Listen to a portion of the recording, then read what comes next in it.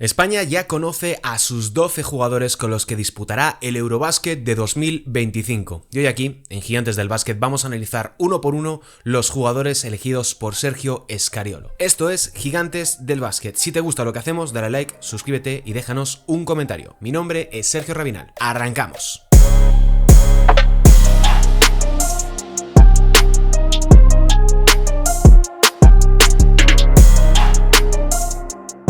Hola, ¿qué tal? Bienvenidos y bienvenidas un día más aquí, a Gigantes del Básquet, para hablar un poco de la selección española, de los 12 nombres seleccionados para el Eurobásquet de 2025. Una lista, la verdad es que realmente sorprendente, que dio Sergio Scariolo ayer al borde de la madrugada, justo después del partido contra Alemania, del cual ya tenéis el análisis en el canal que he subido hace unas cuantas horas.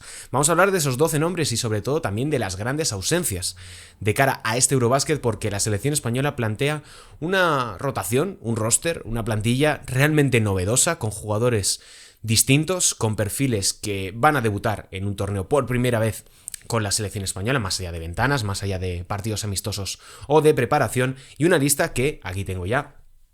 Es la siguiente: Josep Puerto de Valencia Básquet, Sergio de la Rea también de Valencia Básquet. Valencia Básquet va a llenar 5 puestos de los 12 de la selección española.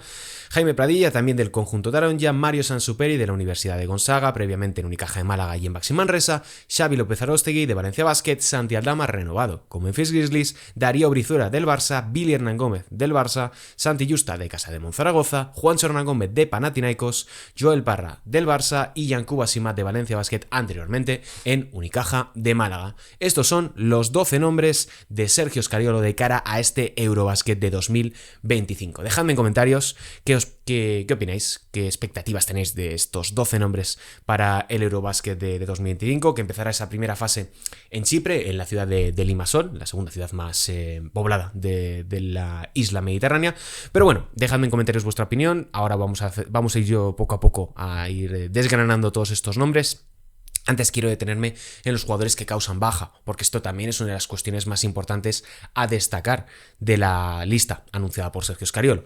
El primero de ellos es Alberto Díaz, un Alberto Díaz que se cae por lesión, se cae porque, bueno, como bien comentó en los micrófonos de COPE después de que se conociese la noticia de su baja para el Eurobásquet, él dijo, y cito: "La federación y los médicos han hecho todo lo que han podido y Scariolo me ha esperado hasta que hemos visto que no iba a llegar al 100%. Mejor que vaya un compañero que lo pueda dar todo. Es un día complicado, pero era el momento de tomar la decisión para que el equipo ya pueda trabajar en una línea". Alberto Díaz, la verdad es que ha sido una pena que se haya perdido toda esta preparación. Jugó el primer partido contra Portugal, jugó apenas unos minutos contra Chequia, y una lesión es lo que le ha impedido poder completar esa rotación, que la verdad es que le habría dado el extra de orden, el extra de organización que necesita ahora mismo el puesto de base en la selección española.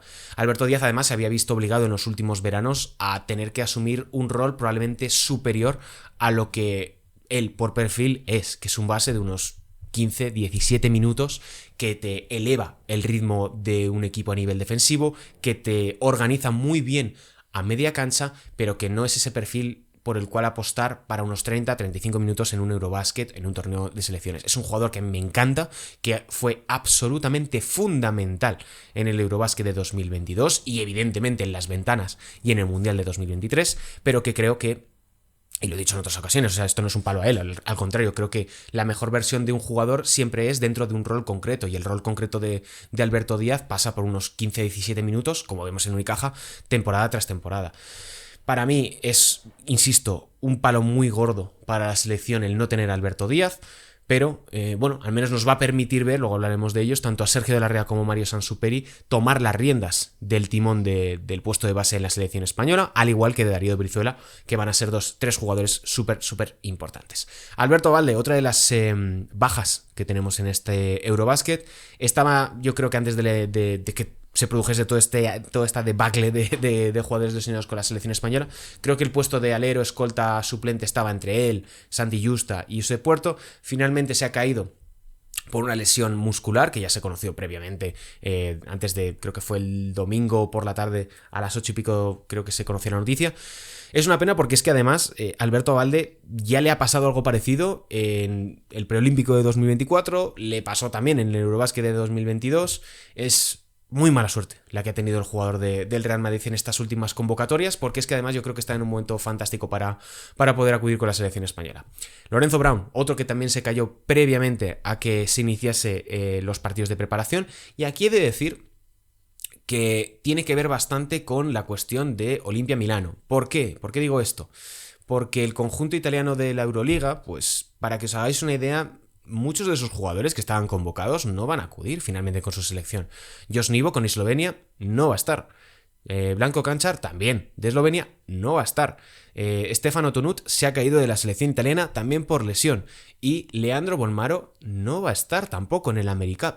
Es decir, junto con Lorenzo Brown son 5 jugadores de su rotación que no van a estar con sus respectivas selecciones este próximo verano. Es un patrón que hay que tener en cuenta y que explica en gran medida la ausencia de Lorenzo Brown, que habría sido tan importante, sobre todo a la vista de los problemas físicos que han tenido los diferentes jugadores en el puesto 1 de la selección española. Bien, otras cuestiones de jugadores que se han caído y que finalmente no han entrado en la rotación. Los jugadores jóvenes. Durante estos partidos de exhibición, de amistosos, como los queramos llamar, hemos visto a Guillem Ferrando, hemos visto a Cárdenas, hemos visto a Isaac Nogués, hemos visto a Lucas Langarita, jugadores muy inexpertos, jugadores que han tenido una oportunidad, bien, evidentemente porque se la merecían, pero también por una cuestión de necesidad, porque la selección española necesitaba jugadores simplemente en algunos momentos para dar descanso a otros, porque por ejemplo en el caso de Ferrando y de Cárdenas era para darle un poquito de descanso a Sergio de la Rea para que no llegue fundido al inicio del Eurobásquet, porque tanto Alberto Díaz como Mario Sansuperi han sufrido lesiones que han obligado al jugador de Valencia Basket a dar un paso adelante y jugar una mayor cantidad de minutos a los cuales quizá no está preparado en este momento, y que hay que dosificarlo porque vienen por el camino otros 5 encuentros que van a ser lo verdaderamente importante de cara al Eurobásquet. Una preparación tiene una importancia relativa, es decir, no es tan importante jugar 20-25 minutos en una preparación, sino que esos 20-25 minutos sirvan de cara a, valga la redundancia, estar preparado para el torneo. Bien, en el caso de Nogués yo sí que creía que podría llegar a entrar en la rotación si optaba por otro perfil. Finalmente no lo ha hecho, se ha quedado con los jugadores que previamente estaban ya convocados para la primera selección, para España A, por llamarlo de alguna manera, respecto de España B, pero bueno, yo creo que es una oportunidad y una experiencia que les va a valer de cara a su futuro, y les vamos a ver durante las ventanas de este próximo mes de noviembre-diciembre, y luego posteriormente en febrero y en verano, que es cuando creo que también hay ventanas para el Mundial de 2027. Los digo un poco de memoria, pero bueno, va a ser útil de cara al futuro. Vamos a hablar de los líderes, vamos a hablar de los 3 jugadores que yo creo que van a ser realmente importantes en esta selección. El primero de ellos es Santi Aldama, que llega tocado. Se ha perdido buena parte de esta gira de amistosos de la selección española. Le hemos podido ver en este último encuentro contra Alemania. Y yo creo que este es el torneo en el que se puede confirmar Santi Aldama verdaderamente como el gran nombre de la selección española. Tuvo un Mundial 2023, yo creo que de notable, unos Juegos Olímpicos de sobresaliente, alcanzando números en términos comparados con su edad, que recuerdo en su momento con la base de datos que tengo de los Juegos Olímpicos, que estaba al nivel de Pau Gasol, por ejemplo, en Atenas 2004, y creo que ahora, si no le afectan mucho los problemas físicos, que veremos hasta qué punto viene tocado, es o está llamado a ser el máximo anotador de la selección española. Sergio Scariolo ha dicho en alguna que otra ocasión durante esta preparación que se le debe exigir, pero no se le debe comparar con otros grandes de la selección española, porque en primera instancia, y esto es una opinión más personal, no es ese tipo de perfil. Es un jugador de un nivel, yo creo que mayúsculo, que puede acabar siendo un jugador brillante para la selección española y ser uno de los referentes a futuro de estas nuevas generaciones que están por venir o que ya están, en el caso de la Rea y Mario Sansuperi, pero que no debemos proyectar en él cosas que vimos en generaciones pasadas que son, yo creo que, irrepetibles. Jugadores de la generación de 80, 81 y previas y posteriores son irrepetibles porque son jugadores difícilmente igualables. Estamos hablando de algunos de los mejores jugadores de la historia del baloncesto, que son palabras mayores. Pero bueno, yo creo que Aldama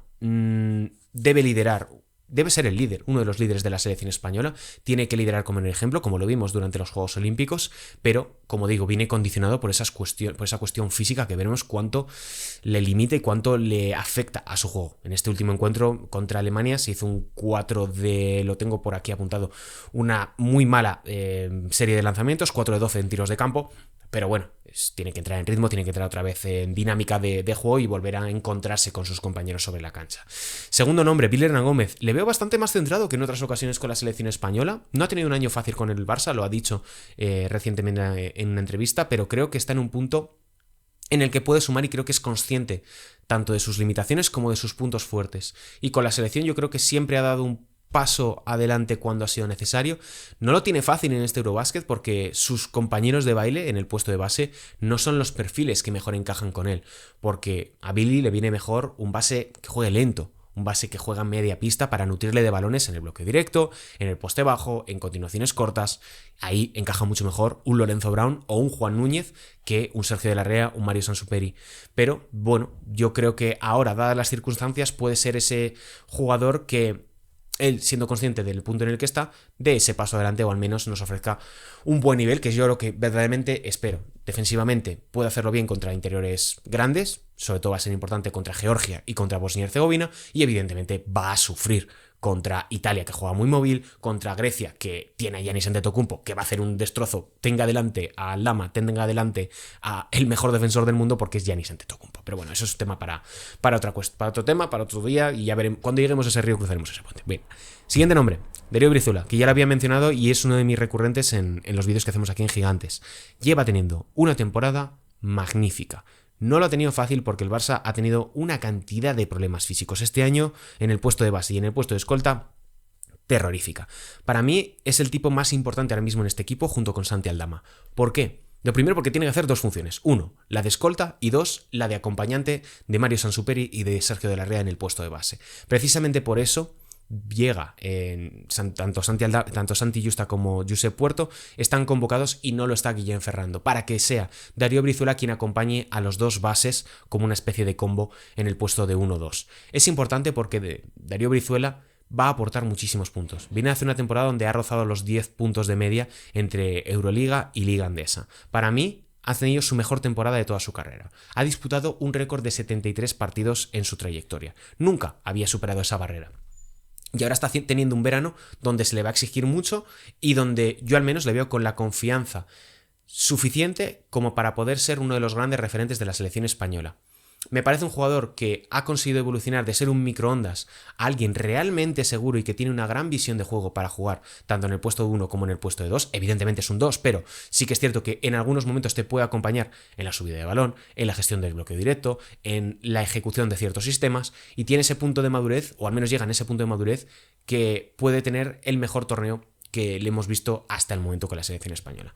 Otros nombres, bueno, hablemos de los bases, hablemos de Sergio de la Rea y hablemos de Mario Sansuperi. Mario Sansuperi, para empezar, viene tocado. Lesión en el tobillo, creo que tobillo derecho, después del encuentro contra Francia, que disputó 3 minutos y se lesionó. Bueno, ha tocado a la selección española este verano tener tantos problemas de lesiones, pero bueno, más allá de esto.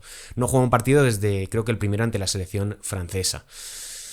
Va a requerir un proceso de adaptación. Lo positivo para él, que los 3 primeros partidos son Georgia, Bosnia y Herzegovina y Chipre. 3 encuentros que son cruciales, evidentemente. Si son 3 victorias ya te aseguras estar evidentemente en octavos de final a la espera de ver cómo termina definiéndose esas posiciones entre Italia y Grecia, pero sí que es cierto que le va a permitir una primera fase, entre comillas, de adaptación a lo que se va a encontrar en un torneo tan exigente como es este Campeonato de Europa.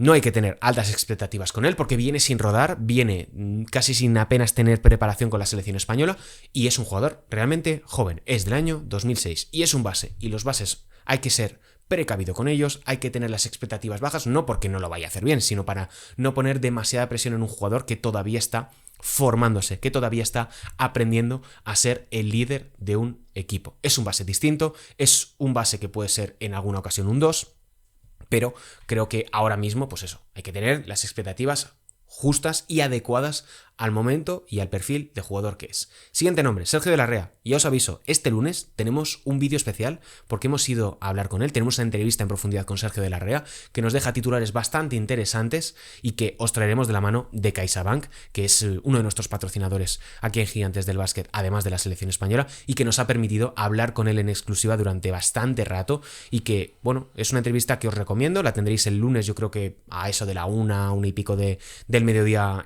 hora peninsular, y que bueno, nos permite, como digo, conocer de cerca a un jugador muy interesante y que creo que es un perfil que evidentemente como base va a equivocarse, va a cometer fallos, va a tener pérdidas, pero que su progresión de cara al futuro, esto es un escenario inmejorable para él, que después de haber hablado un poquito con el jugador vallisoletano, te das cuenta que es alguien realmente maduro para la edad que tiene. Tiene todavía 19, cumple los 20 en diciembre, no sé qué día eran, el 19 o algo así, y es un perfil que vamos a disfrutar mucho en el futuro, que hay que ser pacientes, que estamos hablando de un base de 2 metros, que controla el balón como un jugador de 1,90 y que tiene una gran visión de juego. Si consigue controlar un poquito las pérdidas y hacer jugar al equipo, sobre todo en transición, podemos estar muy contentos con el rendimiento, sobre todo, insisto, dadas las circunstancias del equipo ahora mismo, donde Sergio de la Rea podría haber llegado como un tercer base a la convocatoria y ha acabado siendo el base titular de la selección española.